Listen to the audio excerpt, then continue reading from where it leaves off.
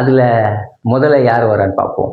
திருச்சி கிழக்கில் திமுக வென்றதாக அறிவிக்க கோரி வழக்கு தொடுக்கப்பட்டிருக்கிறது. மக்களே, இது ஒப்பாரியே ஒரு வித்தியாசமான ஒப்பாரியா இல்ல? திருச்சி கிழக்குல அவர் ரிசைன் பண்ணிட்டாரு, அடுத்து நான் தான் ரன்னர் அப், ஸோ எனக்கு பரிசு கொடுங்க, எனக்கு பரிசு கொடுங்க. கோர்ட்டுக்கு போயிருக்காங்க. அதாவது திருச்சி கிழக்கு தேர்தலே நிறுத்தி வைக்கிற மாதிரி கோர்ட்டுக்கு போயிருக்காங்க. தேர்தல் வழக்கு முடியும் வரை திருச்சி கிழக்கிற்கு இடைத்தேர்தல் நடத்தக்கூடாது என்றும் இவங்க கடைசி வரைக்கும் மாற மாட்டாங்க திமுக. ஆனா அந்த குற்றச்சாட்டுல அண்ணன் ஒண்ணு சொல்லியிருக்காரு பாத்தீங்களா? 18 வயதிற்கு குறைவான குழந்தைகளை வைத்து விஜய் பிரச்சாரம் செய்தார் என்று தனது மனுவில் இனிகோ இருதயராஜ் குறிப்பிட்டிருக்கிறார். குழந்தைங்களை வச்சு விஜய் சார் ஓட்டு கேட்டிருக்காரு. இப்போ ஒரு வீடியோ போடுற பாருங்களேன். என்னோட இனிகோ மாமாக்கு உதய சூரியன் சந்திர ஓட்டு போட்டுருக்கு. அண்ணா, இனிகோ இருதயராஜ் அண்ணா, திருச்சியில இருக்கீங்களா? இருந்தீங்கன்னா இது கொஞ்சம் பாருங்கண்ணா. இந்த இவரு தம்பிக்கு என்னன்னா ஒரு 30 வயசு இருக்குமோ, உங்க பேர் சொல்லி ஓட்டு கேட்டுட்டு இருக்காருண்ணா. சின்ன பையன் யாருண்ணா அவரு?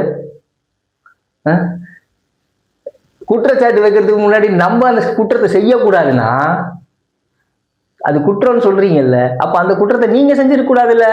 அந்த சின்ன பையன் யாருக்கு ஓட்டு கேட்கிறாப்புல? அது ஏஐ வீடியோவா? இப்ப லேட்டஸ்டா மங்கியை வச்சு பிரம்மாண்ட செலவுல ஏஐ வீடியோ செலவு பண்ணிட்டு இருக்கீங்களே, எங்க இருந்தா அவ்வளவு காசு வருதுன்னு தெரியல. ஒரு எடிட்டரா எனக்கு வந்து அந்த ஏஐயோட சப்ஸ்கிரிப்ஷனோட பேக்கேஜ் ப்ரைஸே நமக்கு தெரியும்.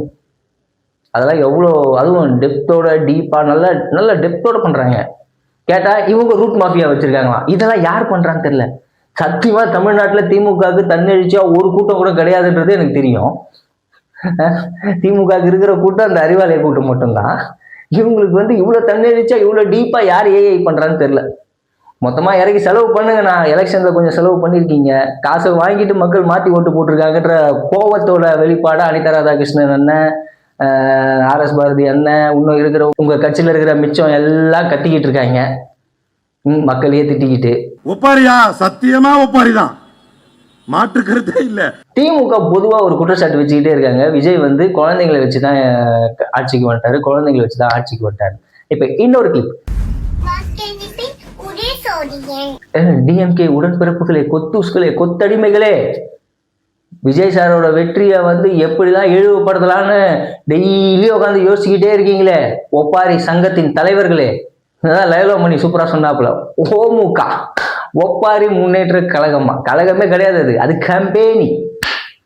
லைலோமணி இனிமே மாத்திரணும், ஒப்பாரி முன்னேற்ற கம்பெனின்னு ஒண்ணு வச்சுக்கலாம் லைலோமணி.